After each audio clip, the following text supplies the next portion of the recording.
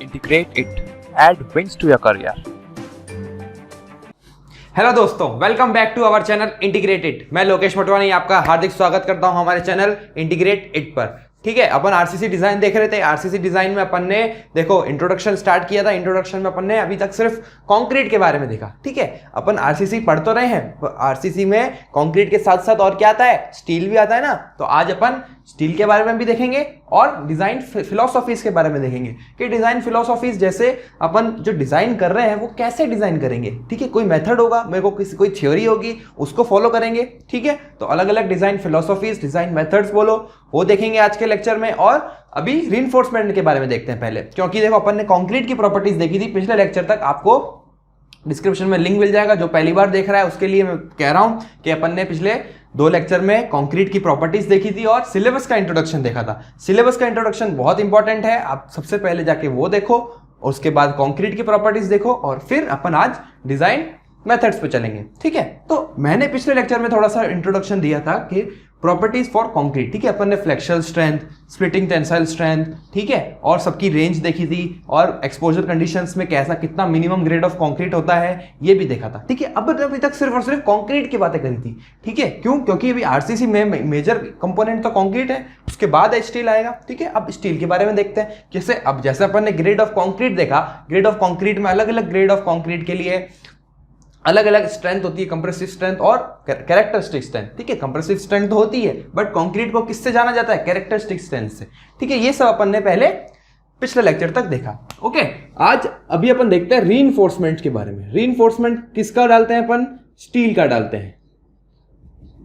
ठीक है, स्टील का डालते हैं। क्यों डालते हैं स्टील का ये भी मैं बता चुका हूं। ठीक है, जो बच्चे नए हैं उनके लिए मैं इतना सा बता देता हूं, छोटा सा पार्ट, कि जो स्ट्रेन्स इन द स्ट्रेन्स होते हैं, स्ट्रेन कॉम्पेटिबिलिटी। ठीक है, कैपिटल ई से नहीं लिखेंगे, स्मॉल ई से लिखते हैं अपन। जो स्ट्रेन्स होते हैं स्टील और कंक्रीट में बिल्कुल सेम आते हैं, स्ट्रेन कॉम्पेटिबिलिटी होती है, इसीलिए अपन reinforcement as a steel use किया जाता है। ठीक है, अब जैसे कंक्रीट अलग अलग होते हैं ना, वैसे स्टील भी तो अलग अलग होंगे, स्टील की भी तो वेराइटीज होगी। ठीक है, स्टील ऐसा तो नहीं है कि सिर्फ कांस्टेंट है, एक ही है हमारे पास, नहीं, स्टील की भी वेराइटीज है। अब कौन सा स्टील कब लेना है, क्यों लेना है, उसकी कितनी स्ट्रेंथ होती है, वो सब देखते हैं। ठीक है, तो सबसे अपना जनरली मोस्ट कॉमनली यूज होने वाला स्टील होता है माइल्ड स्टील।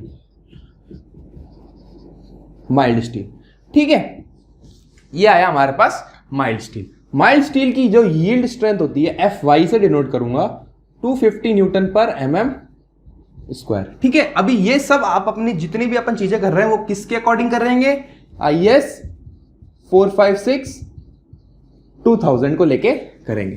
ठीक है, ये हमारा कौन है, IS code for plain and reinforced cement concrete. इसके इसी बदौलत, इसी कोड के बदौलत अपन सारी डिजाइन करेंगे, सब कुछ इसी में गिवन है।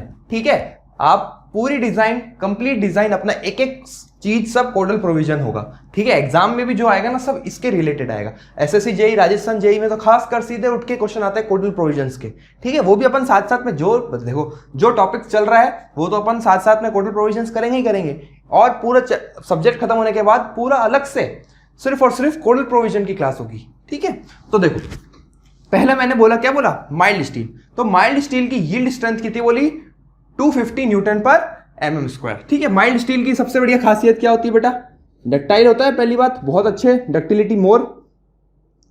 ठीक है, इसको कह सकते हैं मोर डक्टाइल, माइल्ड स्टील मोर डक्टाइल।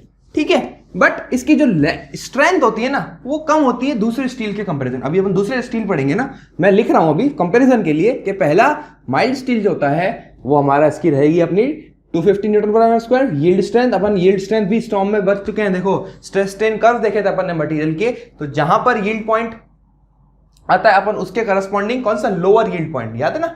लोअर यील्ड पॉइंट के अकॉर्डिंग अपन कितनी जो उसका स्ट्रेस रहता है, जो जिस स्ट्रेस वैल्यू पर लोअर यील्ड पॉइंट अकर होता है उसको अपन ने क्या नाम दिया था, यील्ड स्ट्रेंथ दिया था। ठीक है, तो स्टील की भी ऐसी होगी और सारे हर मटेरियल की ये जो कैरेक्टरिस्टिक प्रॉपर्टी होती है। ठीक है, कोई भी मटेरियल हो ना, सबकी कैरेक्टरिस्टिक प्रॉपर्टी क्या होती है, यील्ड स्ट्रेंथ। ठीक है, और वो किसके करस्पॉन्डिंग आ जाएगी, लोअर यील्ड पॉइंट के। ठीक है, ये सब अपन ने स्ट्रेंथ ऑफ मटेरियल में देखिए। देखो इसीलिए स्ट्रेंथ ऑफ मटेरियल इतना इंपॉर्टेंट अपना सब्जेक्ट है, क्योंकि वो सारे अलग अलग नए नए सब्जेक्ट सब उसी से ही लेंगे, क्योंकि मटेरियल की प्रॉपर्टीज, मटेरियल की स्ट्रेंथ, सब कुछ हमें स्ट्रेंथ ऑफ मटेरियल से मिला है ना।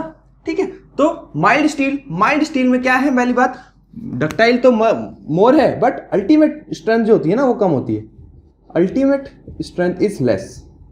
अब ST का मतलब समझ गए, स्ट्रेंथ इज लेस दूसरे कंपैरिजन में, ठीक है, कंपेयर टू अदर वेराइटी या अदर टाइप ऑफ स्टील। सिर्फ अब स्टील का ही कंपैरिजन कर रहा हूं मैं आपस में, ठीक है।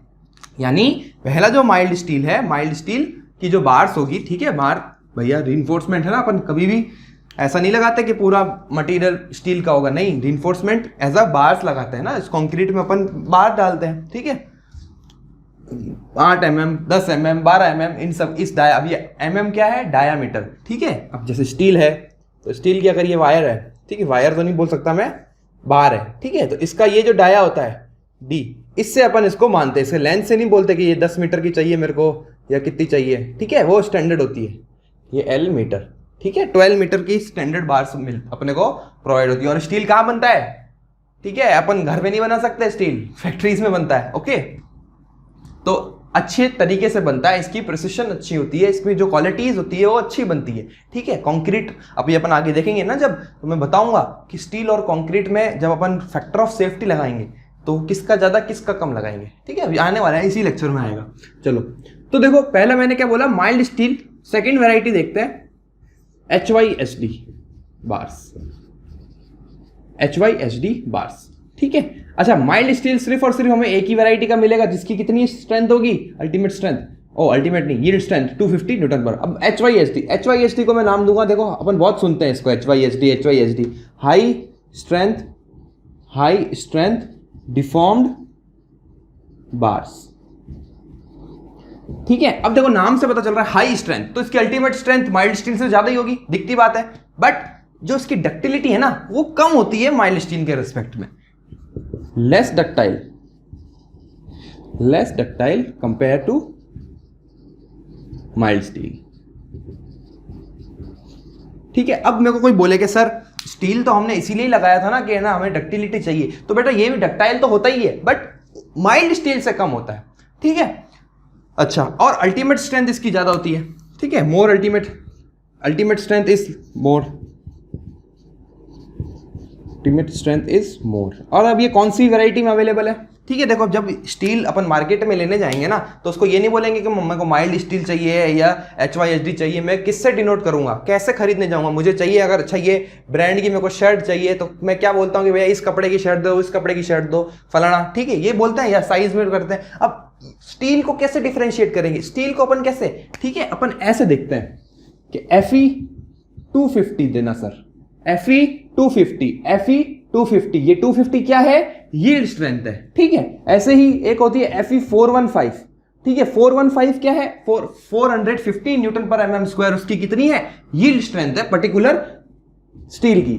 Fe 500, ठीक है, ये 5 ही है ना, गलती से ये 8 हो गया, Fe 500 और Fe 550 एंड सो ऑन, ठीक है।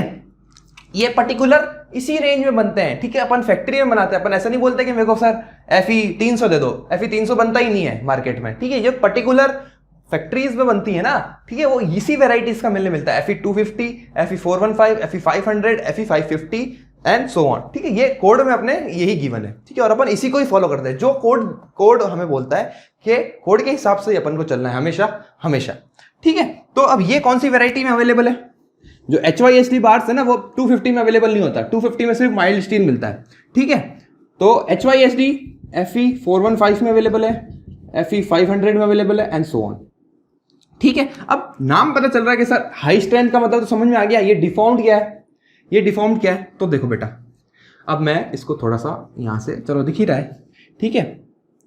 अब ये मेरी बार है मान लो, ठीक है, इसमें अपन क्या करते हैं, ऐसे डिफॉर्मेशन बना देते हैं, ठीक है, ताकि जो कंक्रीट और स्टील का बॉन्ड हो ना वो अच्छे से बने, ठीक है। मैं ये कोरुगेशंस, ठीक है, इसको मैं क्या बोलता हूं, इसको जैसे अपन ने अभी देखा होगा तुमने, ठीक है, कहीं भी काम चल रहा होगा, ठीक है, एक तो होता है बिल्कुल प्लेन बार और एक होता है ऐसे धारियों वाला, ठीक है, तो वो अपना HYSD बार्स होते हैं, ठीक है, जो डिफॉर्म्ड भी होते हैं, ठीक है। इससे क्या होता है, कंक्रीट और स्टील का बॉन्ड अच्छे से बनता है, ठीक है।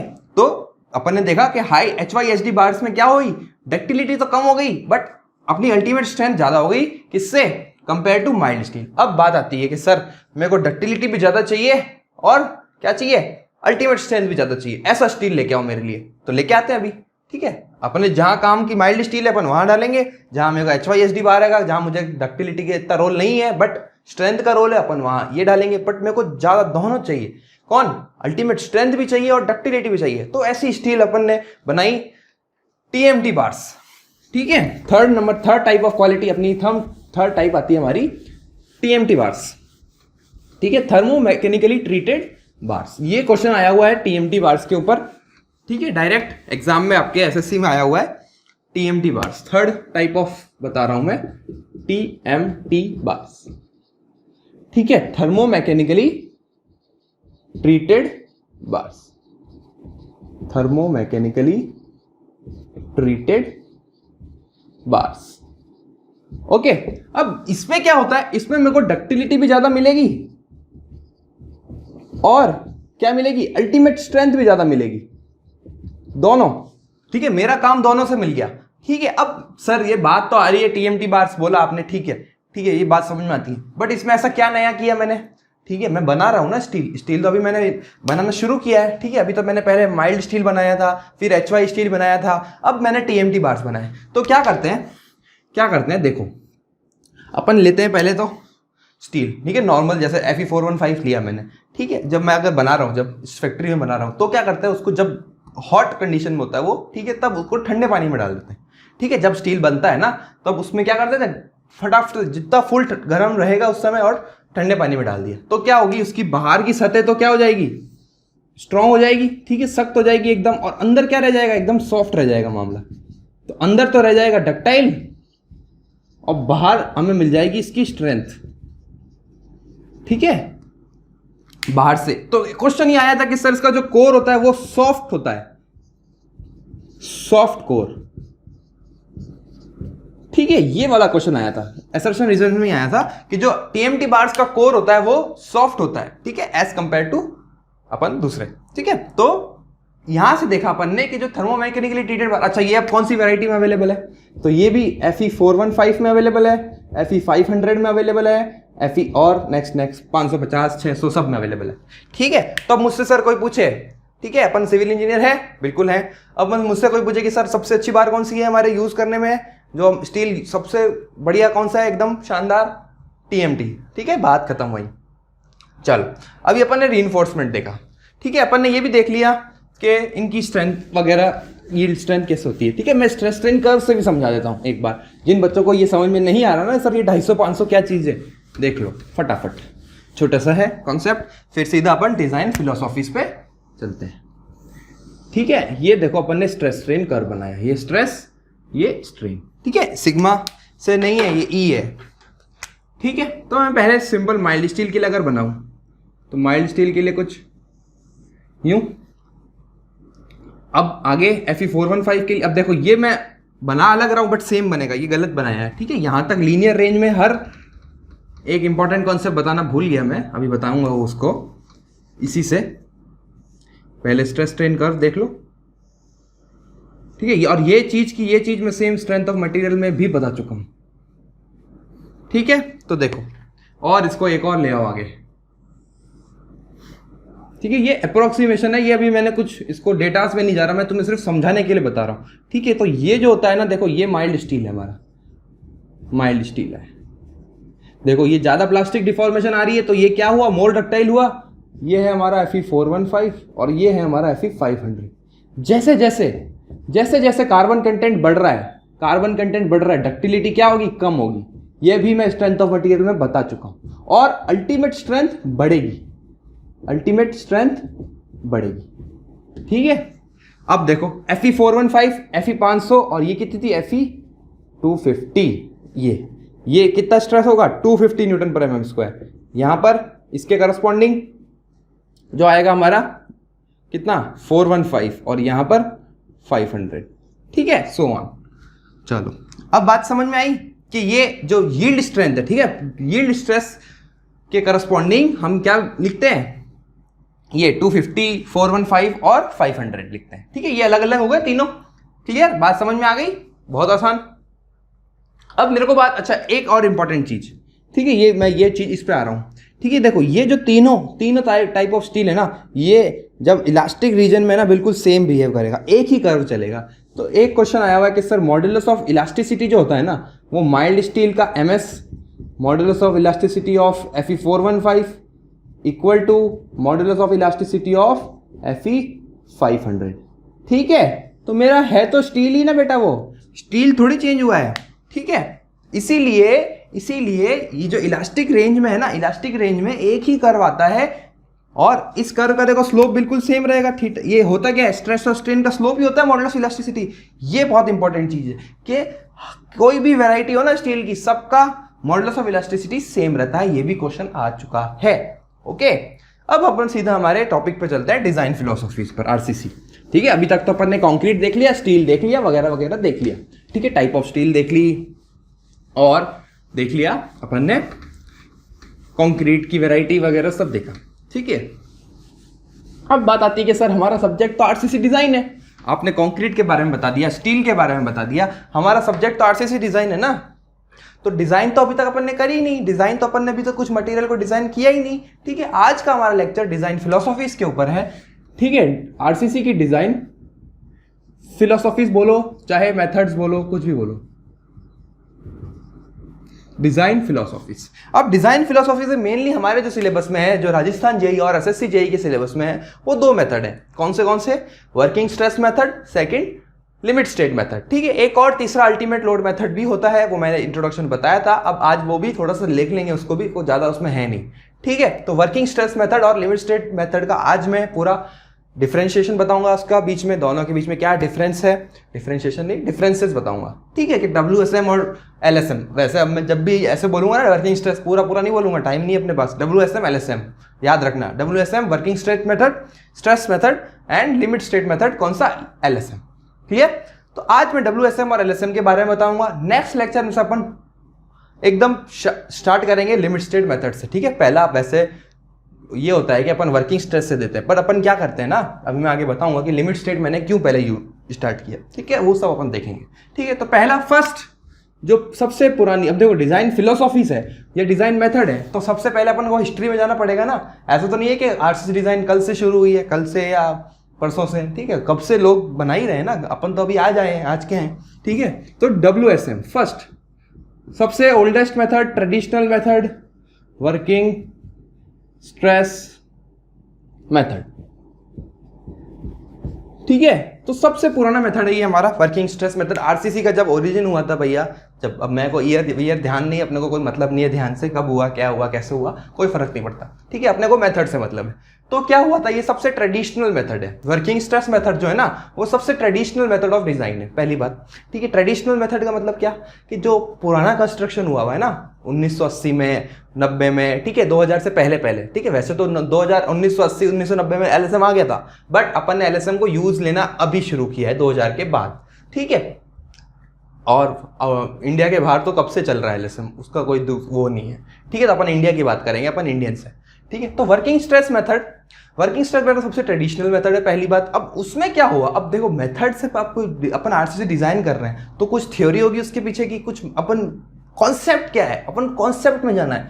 ठीक है, तो वर्किंग स्ट्रेस मेथड क्या बोलता है ना, कि जो बोलता है कि पहली बात, जो मेरा मटेरियल है ना, जो मटेरियल है वो हमेशा थ्रू आउट इलास्टिक रहेगा। क्या बोलेगा, material is through out the elastic, हमेशा इलास्टिक रहेगा अपने पूरे लाइफ स्पान में, through out elastic in its life span. ठीक है, यानी कहने का मतलब जो अपन ने स्ट्रेस स्ट्रेन कर्व बनाया था, याद करो, स्ट्रेस स्ट्रेन कर्व ऐसे बनाया था, पहले ऐसे बनाया, फिर यूं आया, फिर यूं देखा था। तो ये बोलता है कि बस बेटा यहां तक, ये जब तक इलास्टिक रहेगा ना, वहीं तक ही मुझे मेरा ये मटेरियल रहेगा। कोई सा भी मटेरियल जो भी मैं डिजाइन कर रहा हूं, या आरसीसी डिजाइन करूंगा ना, ठीक है, तो जो मेरा कंक्रीट है या मेरा स्टील है, वो हमेशा कहां तक रहेगा, सिर्फ और सिर्फ इलास्टिक रेंज में रहेगा। ठीक है, आगे नहीं जाएगा, प्लास्टिक में नहीं जाएगा। ठीक है, तो मेरे को बात समझ में आती है, एक मिनट पानी पी लूं।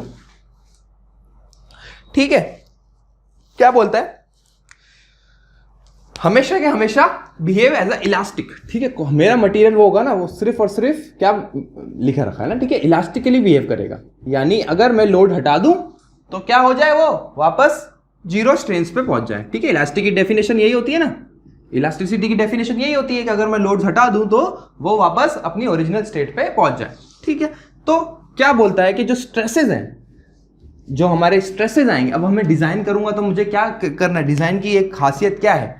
ठीक है, अपन कोई भी मटेरियल या कुछ भी स्ट्रक्चर डिजाइन करते हैं तो वो कैसे डिजाइन होगा, वो डिजाइन ऐसा होगा कि भैया उसमें जितने स्ट्रेस आ सकता है अपनी लाइफ स्पान में उससे कम कम ही आए। ठीक है, मतलब जो मेरे लोड्स अप्लाई हुए हैं, जो मैंने लोड्स लगा रखे हैं, जो स्ट्रक्चर पे लोड आ रहे हैं, उससे जो स्ट्रेसेस जनरेट होते हैं, ठीक है, स्ट्रेसेस लोड्स की वजह से जनरेट होते हैं, अपन स्ट्रेस अप्लाई नहीं करते हैं। ठीक है, ये सब मैं पहले बता चुका हूं स्ट्रेंथ ऑफ मटेरियल में। ओके, तो स्ट्रेसेस जैसे जैसे आ रहे हैं, जो स्ट्रेसेस आ रहे हैं उन लोड्स के कारण, वो क्या हो, उनके जो मटेरियल जो मैक्सिमम स्ट्रेस सह सकता है उससे कम कम ही हो, परमिसिबल लिमिट्स में ही हो। ठीक है, वो ये कहता है WSM। ठीक है, अभी तक सिर्फ और सिर्फ इसने क्या बोली कि जो स्ट्रेसेस हैं, सिर्फ और सिर्फ इसने बोला स्ट्रेसेस के बारे में। अभी अपन LSM बताऊंगा ना, मैं उसमें और बताऊंगा चीजें, बट अभी समझो कि WSM ने सिर्फ और सिर्फ स्ट्रेस पे जोर दिया है। ठीक है, कि जो स्ट्रेसेस होंगे हमारे स्ट्रक्चर में वो परमिसिबल लिमिट्स के अंदर अंदर ही हो। क्लियर? तो परमिसिबल लिमिट, परमिसिबल स्ट्रेस क्या हुई बेटा, जो परमिसिबल स्ट्रेस है वो क्या हुई। अगर मैं बात करूं सर ये परमिसिबल स्ट्रेस कितनी निकालेंगे, परमिसिबल स्ट्रेंथ कैसे निकालूंगा, कि जो मेरी मटेरियल की स्ट्रेंथ है, जो मेरी मटेरियल की स्ट्रेंथ है उसको फैक्टर ऑफ सेफ्टी से डिवाइड कर दूं बस। ठीक है ना भाई, मैं 10 किलो उठा सकता हूं, ठीक है, उठा दी, मैंने बोला कि इसकी 2 फैक्टर ऑफ सेफ्टी लगा दो, 10 डिवाइडेड बाय 2 मतलब 5। अगर मैं उसको स्ट्रक्चर को 5 के हिसाब से डिजाइन कर दूं, ठीक है, कि वो मैक्सिमम 5 ही सहन करे, तो क्या होगा, मेरा कभी भी फेल होगा ही नहीं वो, क्योंकि वो 5 के हिसाब से डिजाइन है। ठीक है, बात समझ में आती है, मतलब मिनिमम मैक्सिमम 5 ही आए, ऐसे लोड लगाऊं उसमें। समझ में आ रही है भाई, स्ट्रेंथ तो 10 है, मैं उठा तो 10 सकता हूं, बट मैंने डिजाइन क्या बोली, डिजाइन इस हिसाब से करी कि वो उठा सिर्फ 5 सकता है। देखो सीधा सीधा 2 से डिवाइड कर दिया, इतना घटिया मैटर। ठीक है, क्या किया अपन ने, ये मैं एग्जांपल ले रहा हूं, क्या किया मैंने कि अगर मान लो मेरी स्ट्रेंथ ऑफ मटेरियल 100 थी और फैक्टर ऑफ सेफ्टी अगर 3 है, ये एग्जांपल लिया है जस्ट और जस्ट, ठीक है, समझ में आने के लिए। अगर फैक्टर ऑफ सेफ्टी 3 है तो यानी परमिसिबल स्ट्रेसेस कितने रह गए, 33.33 न्यूटन पर mm²। तो मैं जितना भी मटेरियल डालूंगा ना, जो भी मटेरियल डालूंगा, जितने भी मेरे को रिक्वायरमेंट है मेरी, वो अब कितनी रह गई, सिर्फ और सिर्फ 33.33। इसके हिसाब से मेरे को, मतलब मेरा स्ट्रक्चर में मैक्सिमम स्ट्रेसेस कहां तक पहुंचने चाहिए, सिर्फ और सिर्फ 33। अब मुझे कितना मटेरियल डालना पड़ेगा, ठीक है, ज्यादा मटेरियल डालना पड़ेगा, क्यों, क्योंकि मेरे को स्ट्रेसेस कम लाने हैं। ओके, तो अब बात आती है कि इनका फैक्टर ऑफ सेफ्टी स्टील और कंक्रीट के लिए कितना होता है, ये क्वेश्चन पूछा जाता है सीधे सीधे, मैं लिखवा रहा हूं एग्जैक्ट। ठीक है, फैक्टर ऑफ सेफ्टी लिख रहा हूं, चलो यहीं लिख लो, ये FOS फैक्टर ऑफ सेफ्टी। ठीक है, factor of safety for steel in tension. ठीक है, टेंसाइल स्ट्रेस में बोल दो या कुछ भी बोल दो, वो लेते हैं अपन 3 नहीं सॉरी 1.8, 3 तो लेते हैं अपन कंक्रीट के लिए। ठीक है, factor of safety for concrete, ठीक है, फॉर कंक्रीट लेंगे अपन कितनी, 3 लेंगे। ठीक है, अब बात आती है कि सर आपने कंक्रीट के लिए 3 और स्टील के लिए 1.8 क्यों ली भैया, आपकी मर्जी है क्या। ठीक है, नहीं बेटा, ठीक है, कंक्रीट अपन साइट पे बनाते हैं और स्टील फैक्ट्री में बन के आता है। तो स्टील अगर फैक्ट्री में बन के आ रहा है तो उसको बढ़िया तरीके से बनाया होगा। ठीक है, मशीन का काम ज्यादा अच्छा होता है इन कंपेयर टू हैंड। ठीक है, तो इसीलिए अपन ने स्टील की फैक्टर ऑफ सेफ्टी रखी 1.8 और कंक्रीट की रखी 3, क्योंकि ये भैया कंक्रीट है, कंक्रीट के ऊपर बहुत सारे एनवायरमेंटल इफेक्ट्स भी लगते हैं। ठीक है, देखा था ना अपन ने वो एक्सपोजर कंडीशंस वगैरह वगैरह, वो सब अलग की बात है। ठीक है, इसीलिए अपन ने ये factor of safety of concrete 3 रखी है। अच्छा, अब ये फैक्टर ऑफ सेफ्टी है तो परमिसिबल स्ट्रेस निकाल सकता हूं मैं, बिल्कुल निकाल सकता हूं। ठीक है, ये भी डायरेक्ट क्वेश्चन आया हुआ है कि परमिसिबल स्ट्रेस कितना आया कंक्रीट, और ये WSM की बात कर रहा हूं सिर्फ और सिर्फ, ध्यान रखना उसमें मत चले जाना LSM में। तो परमिसिबल स्ट्रेस कितना निकला, permissible stress in steel, permissible tensile stress बोलूं या सिर्फ स्ट्रेस बोलूं एक ही बात है। ठीक है, सिग्मा ST से डिनोट करते हैं। सिग्मा ST कितना होगा, FY अपॉन, देखो यील्ड स्ट्रेंथ, इसकी स्ट्रेंथ अपन ने वर्किंग स्ट्रेस क्या बोलता है, सिर्फ और सिर्फ यील्ड तक, बस इसके आगे जाना ही नहीं, FY अपॉन 1.8, तो ये आ जाती है 0.55 FY। ये हमारे काम की चीज है।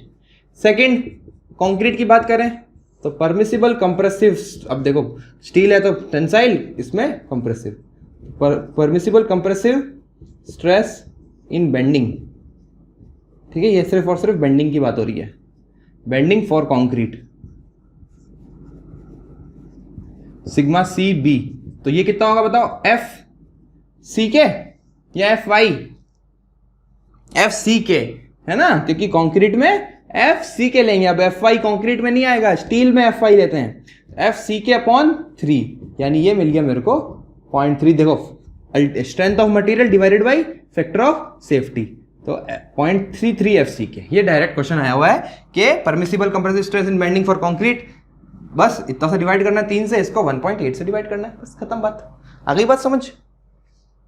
चलो अब बात समझ में आती है। अच्छा ये तो मेथड हो गया, ठीक है, अभी तक अपन सिर्फ मेथड देख रहे हैं, ठीक है, अभी मेथड के अंदर गए नहीं है अपन, मेथड के अंदर पर्टिकुलर्स की यूनिट है अपन, नेक्स्ट लेक्चर्स में अपन पूरा मेथड देखेंगे, डिजाइन देखेंगे, सब कुछ देखेंगे। ऐसा ये मत समझना सर WSM खत्म हो गया, नहीं बेटा, WSM कैसे खत्म हो गया, अभी अपन ने कुछ डिजाइन किया नहीं, बीम डिजाइन किया नहीं, बस अभी अपन आज सिर्फ डिजाइन फिलोसॉफीज के बारे में देख रहे हैं कि अच्छा इनमें ये सब होता है, तो फिर आगे कैसे कैसे डिजाइन होती है, ठीक है। आज का लेक्चर सिर्फ और सिर्फ एज अ इंट्रोडक्शन ही है इन मेथड्स के ऊपर, ठीक है, क्योंकि ये मेथड एक दिन में खत्म होने जैसे नहीं है, बहुत टाइम लगता है इनमें। चलो अब बात आती है कि सर WSM में ऐसी क्या खराबी थी जो हम आगे दूसरे मेथड में गए। भाई कोई चीज़ मेरी रिक्वायरमेंट को फुलफिल नहीं करती है उसके, इसलिए तो उस चीज़ को हटा के मैं कुछ और नया चीज़ लेता हूँ, ठीक है, बात समझ में आती। तो उसमें क्या क्या डेफिशिएंसी है, ये इंपॉर्टेंट है बेटा, क्योंकि एज अ जूनियर इंजीनियर आपको ये पता होना चाहिए, बेसिक्स पता होने चाहिए, कॉन्सेप्ट पता होने चाहिए, ठीक है। एग्जाम तो निकलेगा, श्योर है निकलेगा, आप अच्छे से तैयारी करोगे बिल्कुल निकलेगा, ठीक है, बट आपको पीछे की चीजें पता होनी चाहिए, ओके। तो WSM में क्या खराबी थी ऐसी, उसने बोला था बेटा कि क्या हो, पहली बात कि मटेरियल हमेशा इलास्टिक हो, तो ऐसा पॉसिबल है नहीं है, ठीक है। यानी मैं अगर बोलूं कि नॉट पॉसिबल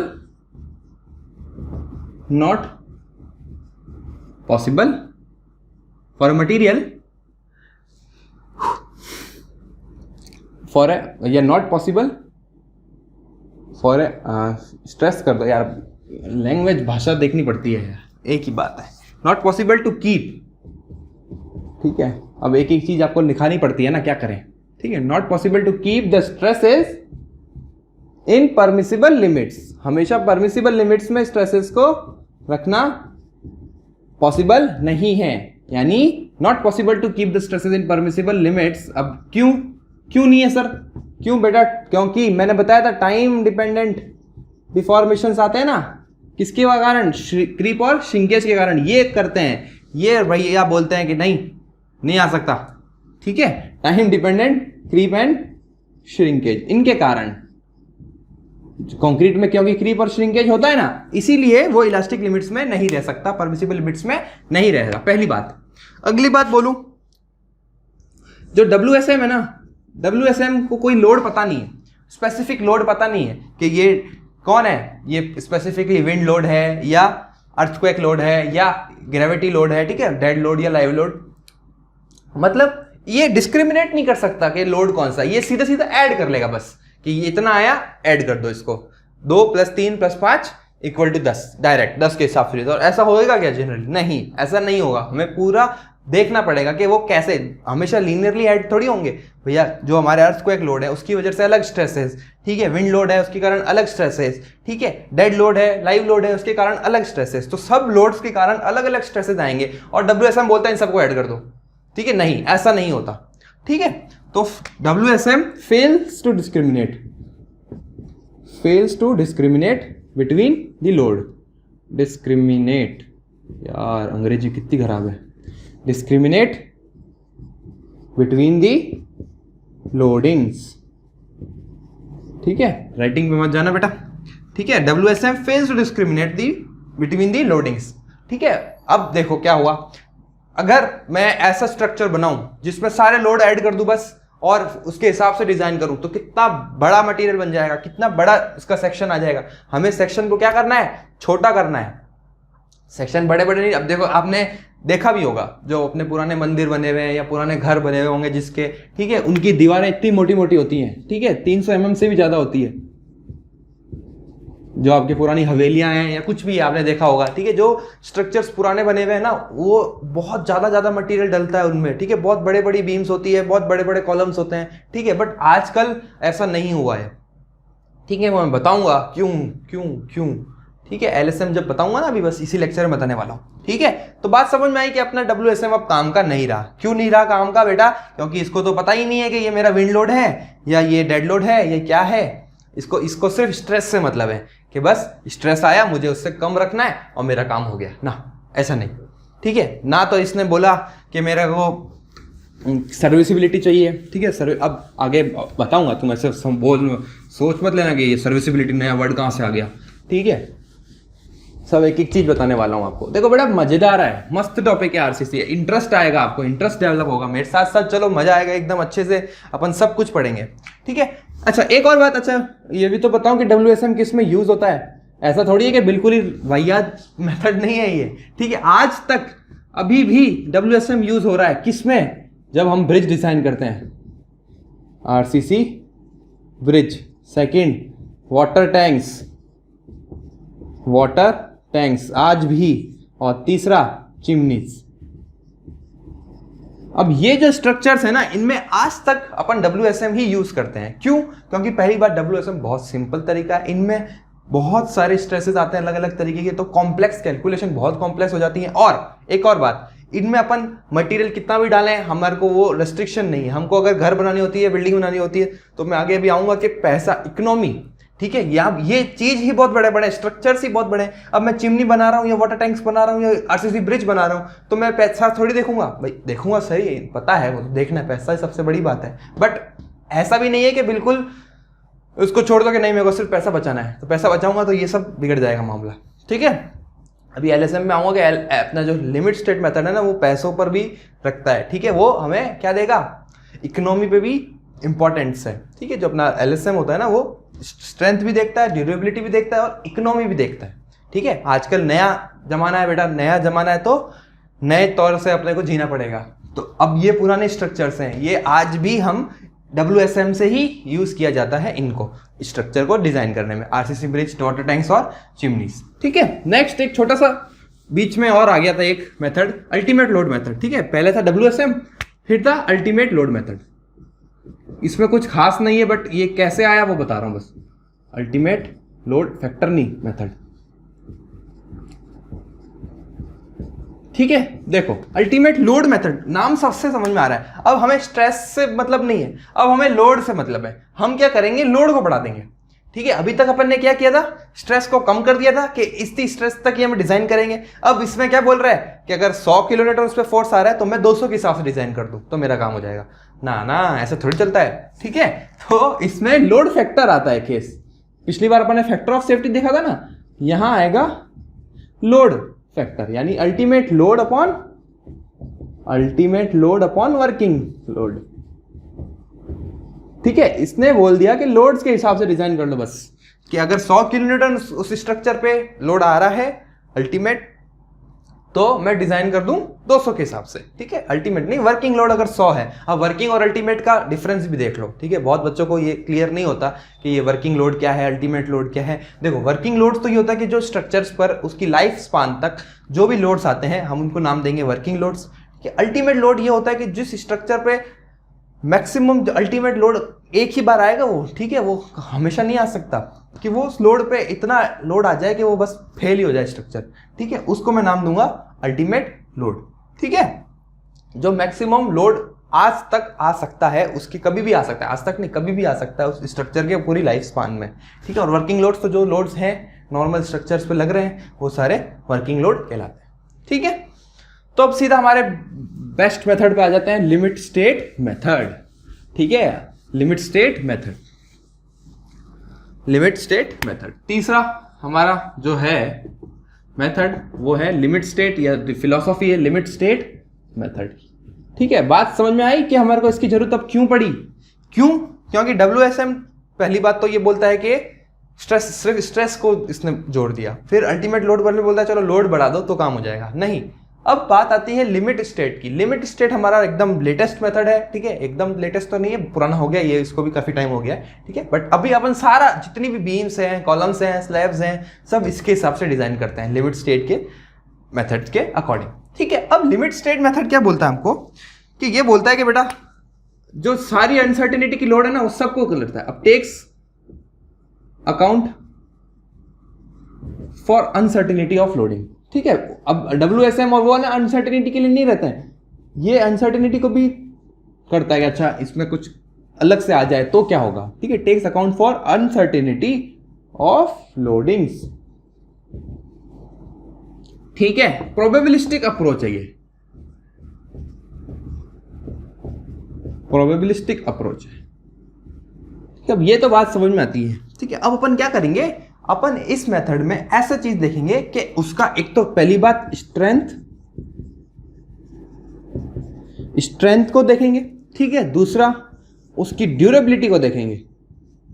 ड्यूरेबिलिटी का सही वर्ड अपन सर्विसिबिलिटी, ये नाम बहुत ही इंपॉर्टेंट है हमारे लिमिट स्टेट के लिए, सर्विसिबिलिटी। अभी तक अपन क्या देख रहे थे, बस स्ट्रेंथ स्ट्रेंथ स्ट्रेंथ, कि ये जो हमारा स्ट्रक्चर है बस उसकी स्ट्रेंथ को अपन देख रहे थे। अब लिमिट स्टेट मेथड में बोलता है कि नहीं, स्ट्रेंथ तो जरूरी है ही है, सर्विसिबिलिटी भी जरूरी है। अब सर्विसिबिलिटी की क्या चीज आएगी, जैसे देखो मान लो एक घर है, ठीक है, एक घर में अपन ने बीम बना रखी है, ठीक है। अब बीम आपने को दिख रही है, वो आंखों से दिख रही है कि वो डिफ्लेक्टेड है, ठीक है, गिरने वाली है कभी भी, पर गिर नहीं रही, ठीक है। तो क्या अपन उससे रह सकते हैं उस घर में, नहीं रह सकते, कभी भी हमको खतरा रहेगा कि भैया वो गिर गई। तो वहां बात आती है सर्विस की, ठीक है। आजकल हमेशा पर जहां भी अपन होटल और कहीं भी जाते हैं अपन को सबसे बढ़िया क्या चाहिए, सर्विस चाहिए, ठीक है। आप कुछ भी ले लो, जितना पैसा चाहिए, मुझे सर्विस बढ़िया दो, ये बोलते हैं ना, तो बस बात है। इस मेथड में हमें सर्विसिबिलिटी मिलती है। सर्विसिबिलिटी मतलब हमें डिफ्लेक्शंस, वाइब्रेशंस, वो सब का भी चेक लगाना पड़ता है हमारे स्ट्रक्चर पर, ठीक है। जैसे मैं बीम्स कर रहा हूं तो बीम्स का मुझे डिफ्लेक्शन का भी चेक लगाना पड़ेगा। अगर मैं डिफ्लेक्शन का चेक नहीं लगाऊंगा तो उसमें अगर डिफ्लेक्शन ज्यादा आ गया तो मेरा काम वहीं खत्म, मैं नहीं रह सकता वहां पर, ठीक है। मेरा स्ट्रक्चर भले वो टूटा नहीं है, भले वो फेल नहीं हुआ, भले उसमें क्रैक नहीं आई, बट उसमें अगर डिफ्लेक्शंस आए हुए और मेरी आंखों से दिख रहे हैं तो मैं वहां नहीं रह सकता, मुझे वो स्ट्रक्चर नहीं है, मैं वहां किसी काम का नहीं है वो स्ट्रक्चर, मैं उसको बोल दूंगा नहीं बेटा काम का नहीं है ये, ठीक है। तो बात फिर वही बात है सर्विसिबिलिटी की, क्लियर। तो लिमिट स्टेट में हमें स्ट्रेंथ के साथ साथ सर्विसिबिलिटी भी इंश्योर करनी होती है उस स्ट्रक्चर की, ठीक है। अब सर्विसिबिलिटी में कौन आ गए, डिफ्लेक्शन, वाइब्रेशन वगैरह, ठीक है, डिफ्लेक्शंस एंड वाइब्रेशंस, ठीक है। जो बच्चे जोधपुर में हैं उनको पता होगा जो हमारा रिक्तिया बैरोजी सर्कल था, ठीक है, जो रिक्तिया बैरोजी सर्कल बना था, मैं खास जोधपुर का उसी का लाइव एग्जांपल ले रहा हूं, ठीक है। वहां पे अपन ने एग्जैक्ट बता रहा हूं तुम्हें वो क्या हुआ था वहां पर, सर्विसिबिलिटी का रोल बता रहा हूं कितना खतरनाक है, ठीक है। एक बॉक्स गटर बनाया था, ठीक है, बॉक्स गटर बहुत ही M60 का बनाया था, ठीक है। M60 बहुत हाई स्ट्रेंथ कंक्रीट होता है, ठीक है, M60 का बनाया था और इसमें प्री स्ट्रेस भी था, ठीक है। पर क्या हुआ, इसमें डिफ्लेक्शन ज्यादा आ गया परमिसिबल लिमिट से, ठीक है। अब डिफ्लेक्शन की भी लिमिट होती है, वो भी कोड में गिवन है हमारे IS 456 में। तो क्या हुआ, हमें एक्स्ट्रा सपोर्ट्स लगाने पड़े ताकि ये डिफ्लेक्शन कम हो सके। हमने जब ब्रिज बना दिया ना, ब्रिज बनाने के बाद हमें पता चला कि अच्छा इसमें डिफ्लेक्शन तो ज्यादा आ गया, ठीक है, इसमें डिफ्लेक्शन ज्यादा आ गया। तो डिफ्लेक्शन ज्यादा आ गया तो इस डिफ्लेक्शन को ओवरकम करने के लिए मुझे कुछ और चीज करनी पड़ी, ठीक है, ताकि मेरी डिजाइन सही रहे, ठीक है, ताकि मैं अगर कोई भी दूसरा व्हीकल जा रहा है तो आंखों से ना देख सके कि उसमें डिफ्लेक्शन। अभी डिफ्लेक्शन तो हर स्ट्रक्चर में आएगा, बट इतना नहीं आना चाहिए कि मुझे दिख जाए, सही सीधी बात है ना। चलो, तो अब मैं इसमें बात आती है कि सर लिमिट स्टेट मेथड में ये लिमिट स्टेट क्या चीज है, ठीक है, लिमिट स्टेट क्या चीज है। मेथड तो चलो ठीक है, मैंने देख लिया कि मेथड हमारा ये है, तो लिमिट स्टेट में क्या बोल रहा हूं, तो एक्सेप्टेबल लिमिट फॉर सेफ्टी। अब मैं लिमिट स्टेट की बात कर रहा हूं, सिर्फ और सिर्फ लिमिट स्टेट की, acceptable limit for safety and serviceability both, ये मुझे चाहिए, सर्विसिबिलिटी,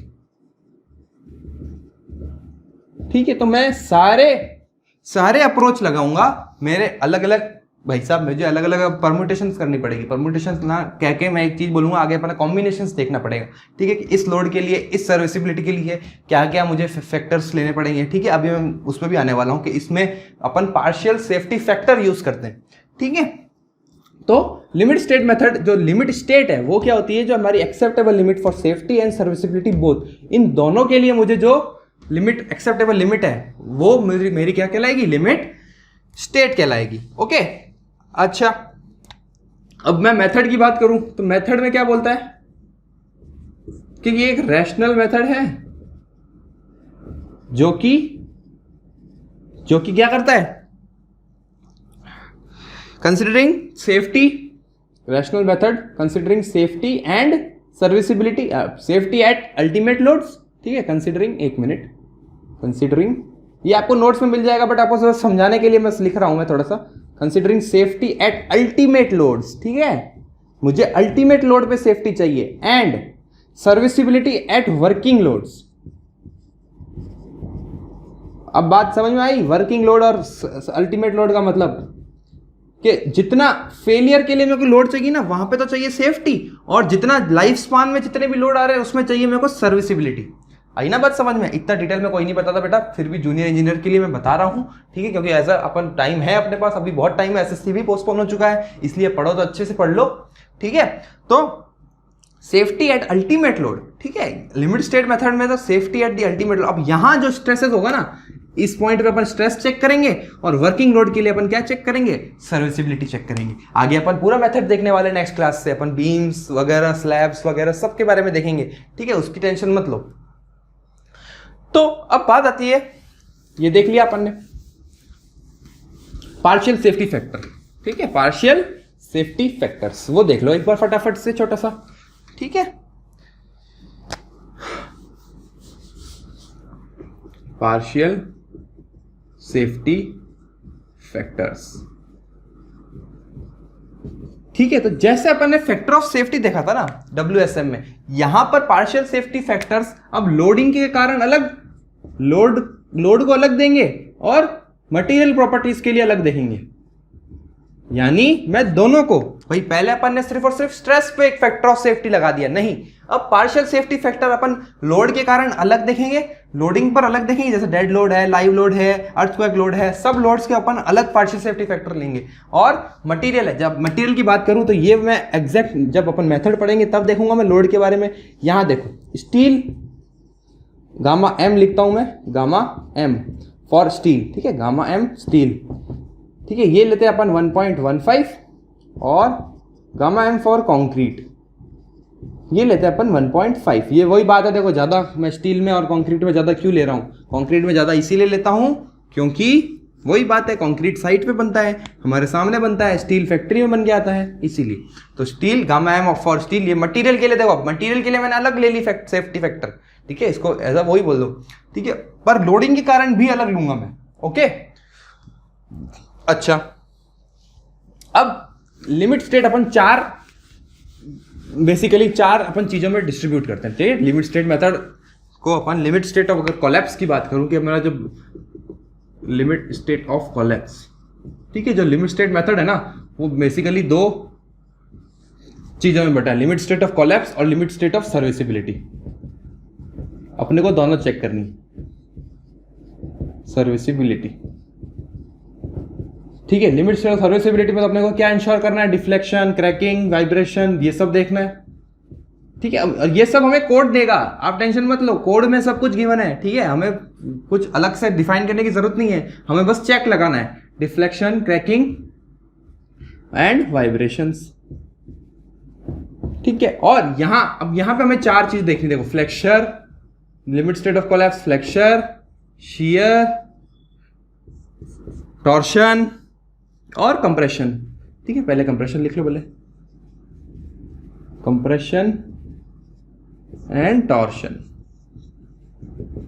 ठीक है, देखो बेसिकली अपन ने चार ही देखा था। ठीक है, चार तरीके के अपन ने देखे थे कि इसमें इफेक्ट्स ऑफ फोर्सेस क्या क्या होते हैं, फ्लेक्चर मेंबर, शियर, कंप्रेशन और टेंशन। देखो, कंप्रेशन मेंबर कॉलम होगा हमारा, फ्लेक्चर मेंबर हमारी बीम, स्लैब्स वगैरह होगी, और शियर और टॉर्शन अपन चेक लगाएंगे। ओके, तो ये लिमिट स्टेट ऑफ कोलैप्स हमें इन चार फिलोसॉफीज को हमें देखना है, मतलब इस limit state of collapse, limit state method में हमें limit state of collapse plus limit state of serviceability दोनों को इंश्योर करते हुए हमें डिजाइन करनी है। ठीक है, लिमिट स्टेट ऑफ कोलैप्स में फ्लेक्चर के लिए अलग आएगा, शियर के लिए अलग, कंप्रेशन के लिए अलग और टॉर्शन के लिए अलग। क्लियर? तो आज ये हमारा लेक्चर यहाँ पे खत्म करते हैं। अपन ने डिजाइन फिलोसॉफीज देखी, अपन ने सिर्फ इंट्रोडक्शन देखा है, अभी आप टेंशन मत लो, ठीक है? सिर्फ और सिर्फ अपन ने देखा है कि अच्छा ये क्या होते हैं, अपन ने बस एक माइंड सेट तैयार किया है, ठीक है? नेक्स्ट लेक्चर से अपन लिमिट स्टेट मेथड स्टार्ट करने वाले हैं। क्यों लिमिट स्टेट मेथड स्टार्ट करने वाले हैं? क्योंकि देखो बहुत इंपॉर्टेंट लिमिट स्टेट मेथड, क्योंकि अपना सारा जो आगे प्रोसीजर है डिजाइन का वो अपन लिमिट स्टेट की वजह से करते हैं। वर्किंग स्ट्रेस तो एक छोटा सा पोर्शन है, ठीक है, पर करेंगे अपन स्टार्टिंग में ही, उसकी टेंशन मत लेना कि sir limit state working stress छोड़ दिया। पहले लिमिट स्टेट करेंगे, फिर वर्किंग स्ट्रेस, जैसे जैसे अपन ने मैंने सिलेबस बताया था ना वैसे वैसा ही चलेगा, ठीक है? तो लिमिट स्टेट ऑफ कोलैप्स अपन ने आज लिमिट स्टेट मेथड अपन नेक्स्ट लेक्चर से स्टार्ट करने वाले हैं। आज अपन ने बस इंट्रोडक्शन देखा, अपने डिजाइन फिलोसॉफीज का रिइंफोर्समेंट के बारे में देखा। अभी तक अच्छे से आप रिवाइज करो, ठीक है? अभी आरसीसी जस्ट स्टार्ट ही हुई है, बट अच्छा आपको इंटरेस्ट डेवलप होते होते मजा आएगा, अपन चलेंगे करेंगे। और please like share and subscribe to integrate it. Thank you.